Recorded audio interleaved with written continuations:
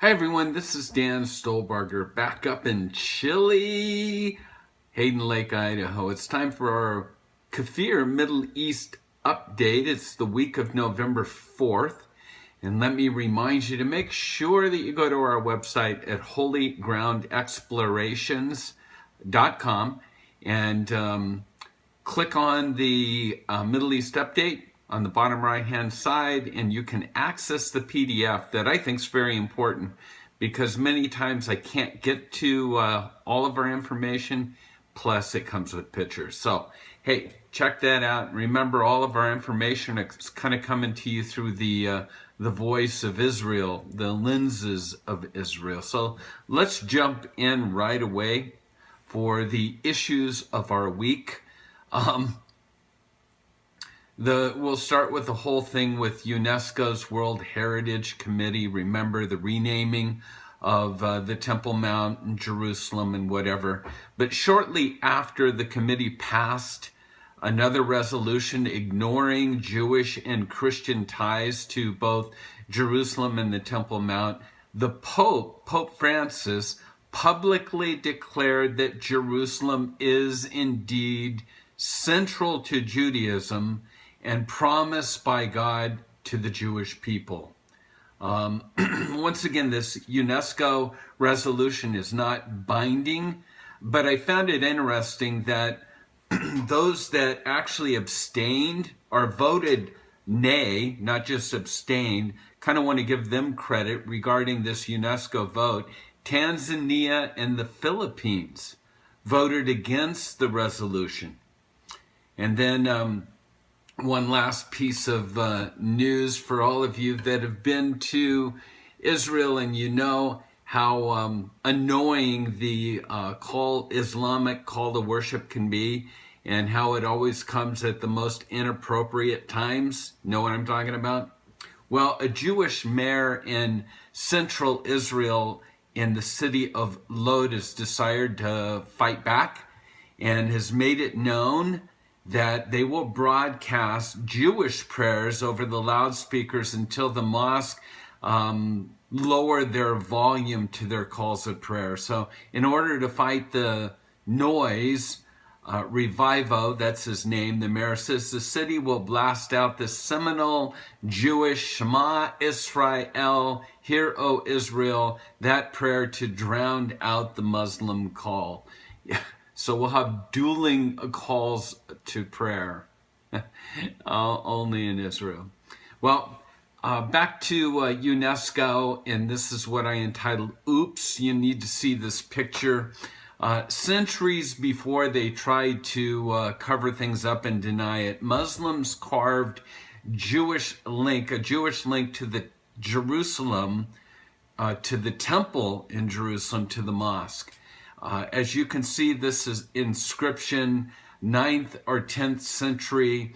It was found in a mosque near Hebron, and it basically states that the Dome of the Rock was built upon what's called Bat al-Madis. That's the Arabic version of Bet HaMikdash, which is the Hebrew name for the temple.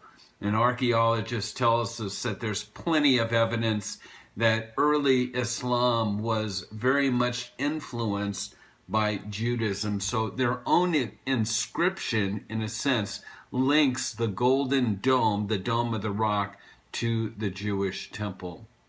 Like I said, oops. One of my favorite writers is Carolyn Glick, and I think that this particular article is very important. I'm only going to be able to touch on a few things about it, so I again want to strongly encourage you to go to our site so you can read all that's printed here. But last week, it was reported that the Obama administration has delivered a strong message to the Palestinian Authority. The administration has warned the PA that the U.S. will veto any anti-Israel resolution brought before the UN Security Council, and here's the key word, before the U.S. presidential elections on November 8th. Let that registered, because that message was received, but it's a double-edged sword. This simply means that open season on Israel at the Security Council will commence Wednesday, November 9th, and the Palestinians are planning appropriately. So Israel needs to know how to respond.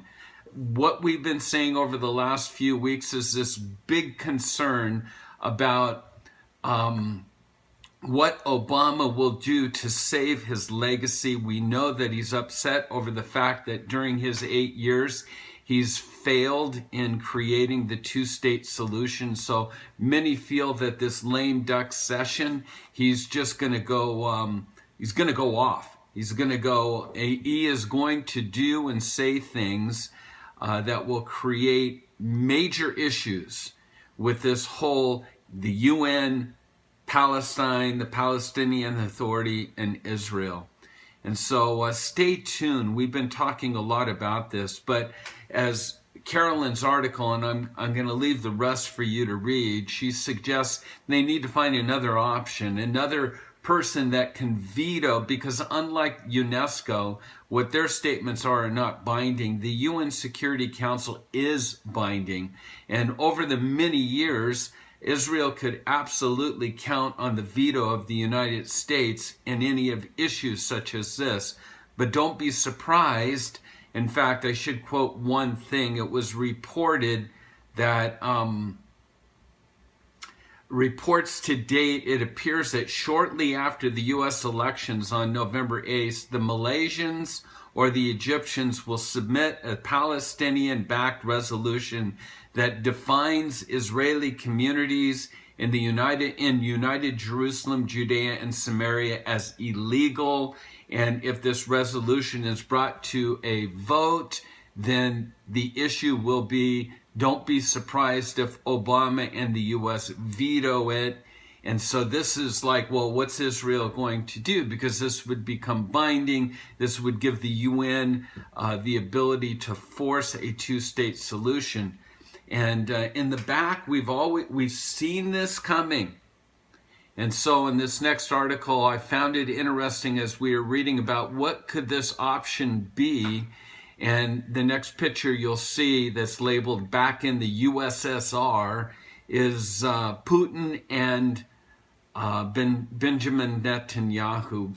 Russia is pushing ahead with plans to host a trilateral summit with the Israelis and Palestinians to find a way to finalize peaceful resolution to this Arab-Israeli conflict. It's the Russians that are pushing for this summit that will bring the Israelis and Palestinians together. I mean, what a way to thumb his nose, Putin, on Obama. And yet, we have to be concerned that Russia is lurking, I should say, in the background. So stay tuned.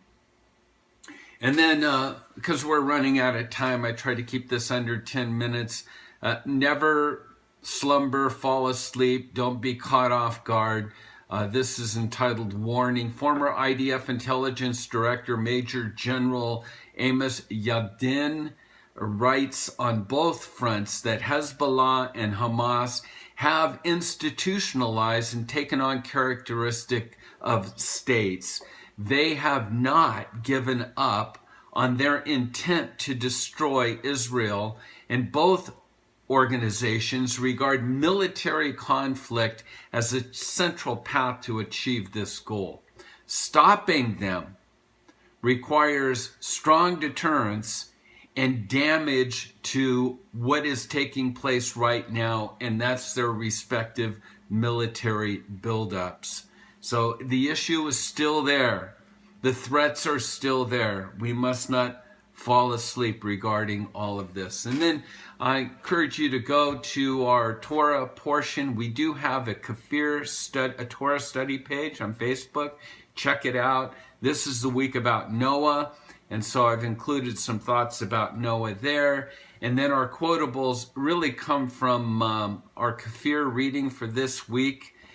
Something that with the elections that are coming up, I think is pertinent and worthy of your time. So check out the quote from Isaiah 29 and the world in which we're living in today. With that, that wraps up this week's Middle East update.